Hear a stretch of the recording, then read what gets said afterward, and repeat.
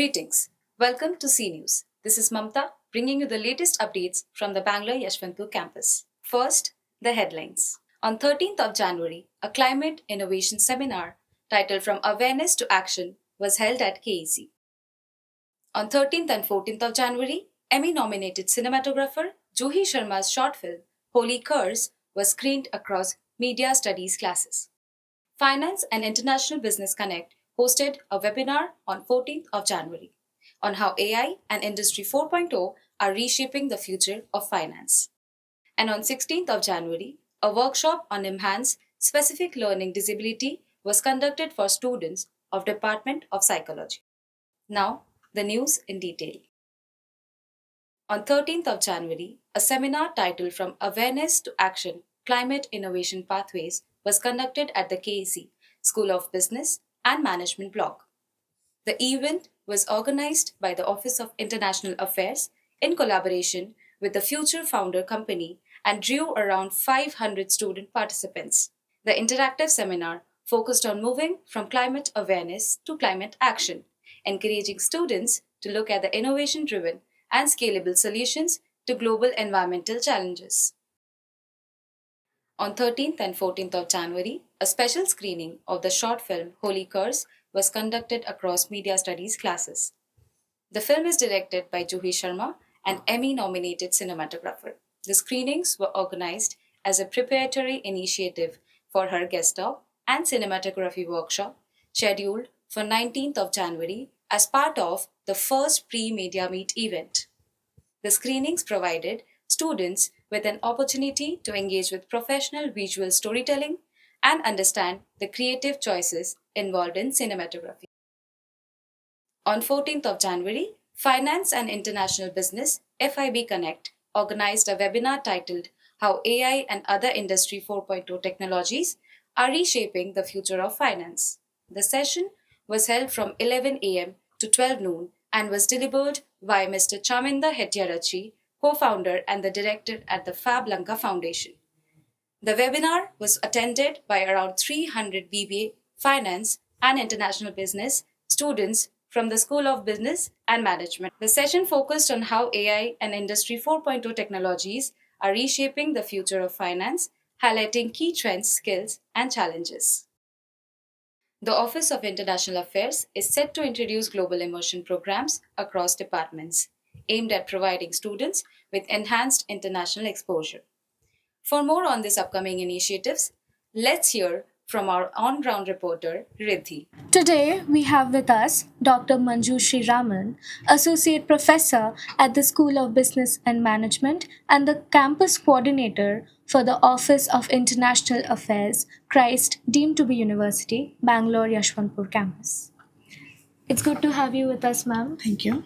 So, I would want to start by asking what is a Global Immersion Program and what are the current programs being offered here? Okay. So global immersion actually it's about learning in an international world-class environment where students of BYC or any campus they travel across the globe for a week's or a 10 to 15 days time where they go to any world-class university and they acquire a global experience and global knowledge in a world-class environment.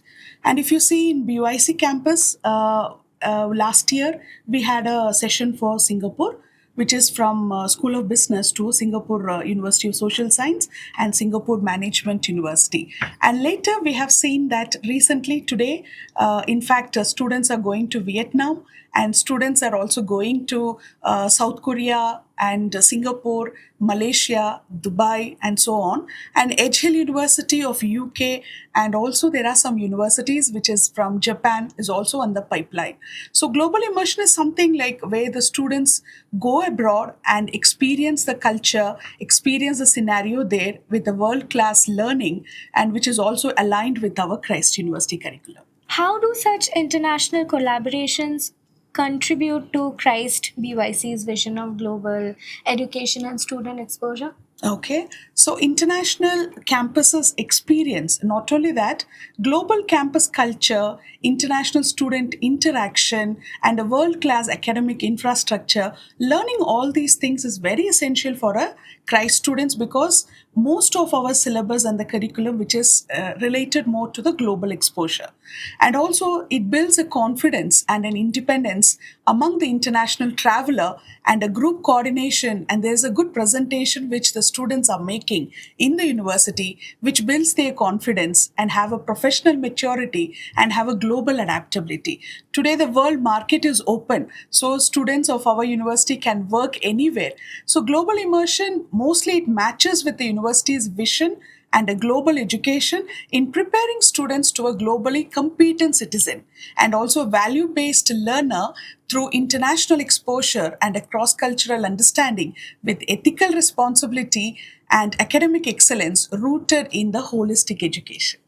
Okay, ma'am. And then, how is a global immersion program specifically so important for students, and how does it bridge the gap? Yeah. So, like, we have various schools here. So, different schools have different perspectives. So, certainly, if you take School of Business and Management, recently they visited Singapore for an applied internship program. So, where they lived like a Singapore citizen and they learned about how the country has shifted from a fishing country to such an eminent, a well developed nation. So that is what learned from our students. And also media studies, currently they are planning for a program to Malaysia where they will learn what is the media differences, how the recordings, news reporting, everything happens in Malaysia. And they are going to visit some industries wherever they go. Also they learn from an eminent international teachers who are there, faculty members who are there, and that will inculcate more practical experiences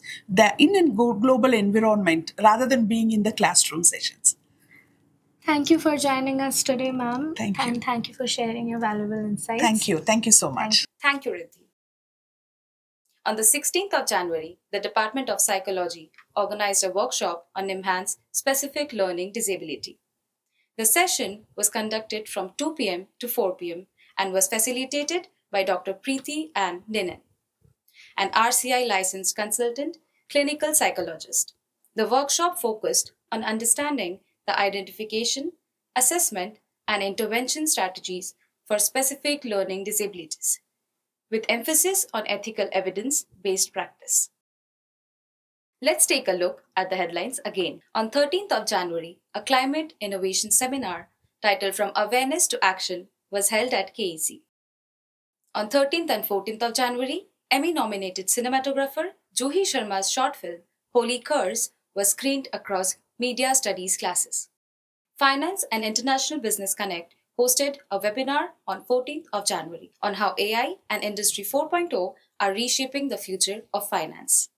And on 16th of January, a workshop on NIMHANS-specific learning disability was conducted for students of Department of Psychology. We will continue to bring you the latest updates and stories from our campus in the coming weeks. This is Mamta signing off. Thank you for staying with CNews.